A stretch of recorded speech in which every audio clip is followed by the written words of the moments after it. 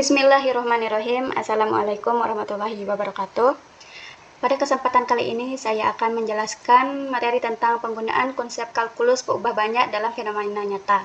Sebelum ke materinya, perkenalkan terlebih dahulu saya Dwi Lestari, kelas 3C dengan NIM 2403038. Jadi, fenomena nyata yang saya ambil adalah pola pusaran angin. Pola pusaran angin atau lebih dikenal sebagai turbulensi udara adalah fenomena atmosfer yang menunjukkan pergerakan fluida atau udara yang tidak teratur dan kacau. Ini adalah contoh klasik di mana perubahan terjadi di berbagai sumbu secara simultan. Untuk memodelkan fenomena ini, kita akan menggunakan fungsi dua peubah, yaitu f pada x dan y sama dengan x pangkat 3 min 3xy kuadrat. Fungsi ini memiliki bentuk permukaan tiga arah dengan fenomena yang baru saja kita sebutkan. Fungsi f pada x dan y adalah x pangkat 3 min 3xy kuadrat secara khusus dapat digunakan untuk memodelkan fenomena yang memiliki tiga arah perubahan ekstrem. Bentuk ini yang memiliki tiga arah naik dan tiga arah turun. Secara analogis dapat mewakili kompleksitas aliran energi atau tekanan dalam pusaran angin di ruang tiga dimensi. Selanjutnya ada model matematika dan justifikasi bentuk fungsi. Nah, kita sudah memiliki fungsinya yaitu f pada x dan y sama dengan x pangkat 3 min 3xy kuadrat. Nah, adapun variabelnya x untuk posisi arah horizontal, y untuk posisi arah vertikal, f pada x dan y itu untuk mewakili tinggi permukaan, tingkat energi, atau keadaan sistem di posisi x dan y tersebut. Bentuk fungsi menggambarkan permukaan dengan tiga arah naik dan tiga arah turun. Selanjutnya ada gambar grafik tiga dimensi dari fungsi kita tadi. Gambar grafik tiga dimensi ini menunjukkan dengan jelas bentuk permukaan fungsi kita. Kita perhatikan bagaimana permukaannya melengkung ke atas. Ini melengkung ke atas di tiga arah dan ke bawah di tiga arah lainnya, seperti baling-baling atau secara spesifik seperti bentuk pelana dan pusatnya berada di titik 0,0. Dan yang tak kalah penting adalah gambar peta konturnya dari fungsi kita, yaitu kalian bisa lihat gambar ini adalah peta konturnya. Peta kontur menunjukkan kurva-kurva level, yaitu himpunan titik x dan y yang memiliki nilai fungsi f pada x dan y yang sama. Nah, kita lihat di peta kontur ini kita dapat melihat pola simetris dengan tiga area nilai positif yang merah, yang ini, dan nilai negatif yang biru, yang menyebar di titik pusat 0,0. Ini adalah representasi dua dimensi yang sempurna dari sifat tiga arah naik dan tiga arah turun dari permukaan kita. Selanjutnya ada turunan parsial dan gradiennya. Yang pertama-tama kita akan mencari turunan parsialnya dulu. Turunan parsial terhadap x, yaitu kita akan menganggap y sebagai nilai konstantanya. Dengan rumus del per del x dikali x pangkat 3 min 3xy kuadrat akan menghasilkan turunan 3x kuadrat min 3y kuadrat. Yang kedua ada turunan parsial terhadap y. Kita akan menganggap nilai x sebagai nilai konstantanya. Dengan rumus del per del y dikali x pangkat 3 min 3xy kuadrat akan menghasilkan turunan min 6xy. Untuk interpretasi fx pada 3x kuadrat min 3y kuadrat menunjukkan kecepatan perubahan fungsi f terhadap x saat y tetap. Jika fx lebih besar dari 0, menaikkan x akan menaikkan f. Jika fx kurang dari 0, menaikkan f akan menurunkan f. Dan yang kedua, fy pada min 6xy menunjukkan kecepatan perubahan fungsi f terhadap y saat x tetap. Jika fy lebih besar dari 0, menaikkan y akan menaikkan f. Jika fy kurang dari 0, menaikkan y akan menurunkan f. Selanjutnya ada gradien. Nah, rumus gradiennya itu sendiri adalah del f per del x, del f per del y.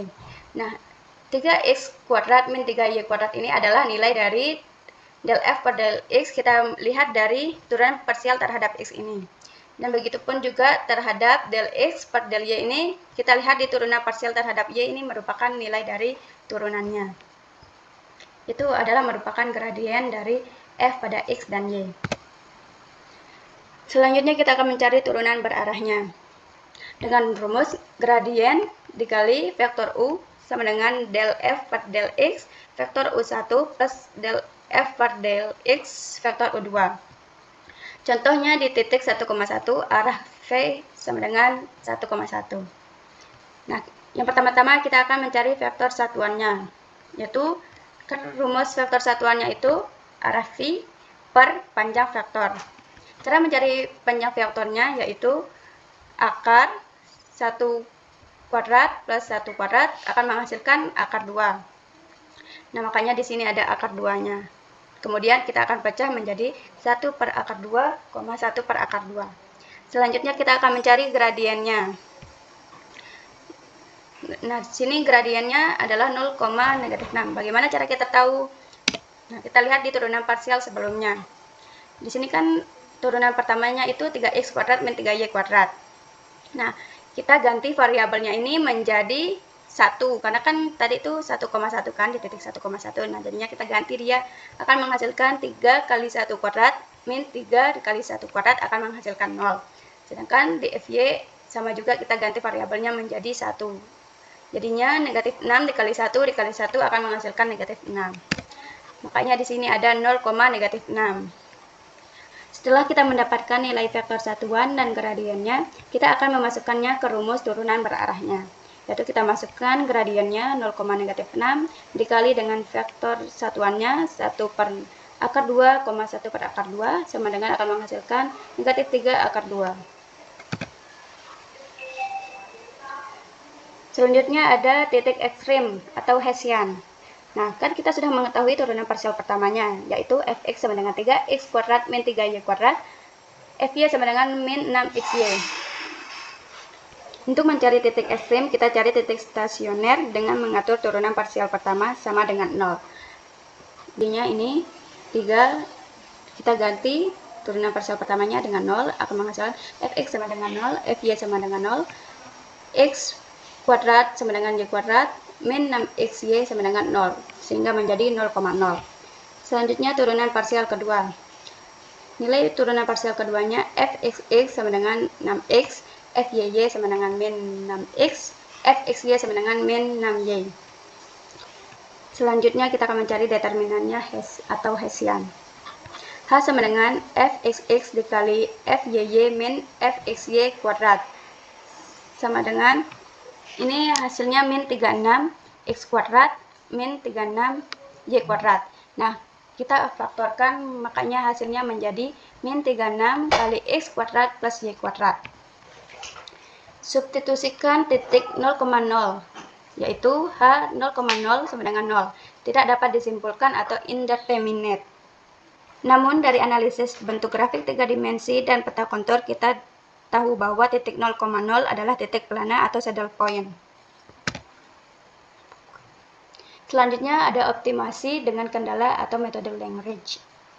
Kita mencari nilai ekstrim fungsi ini dengan kendala. Misalnya di lingkaran satuan x kuadrat plus y kuadrat sama dengan 1, menggunakan metode Lagrange, kita menemukan nilai maksimum dan minimum mutlak di batas kendalanya.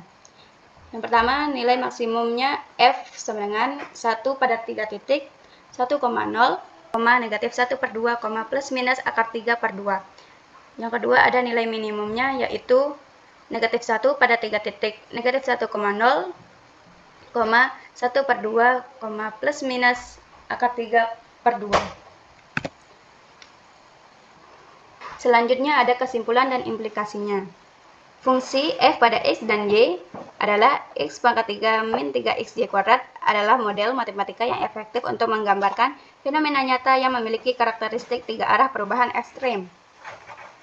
Model ini dapat digunakan untuk memodelkan distribusi energi pada permukaan atau aliran fluida yang bersifat 3 arah seperti pusaran angin.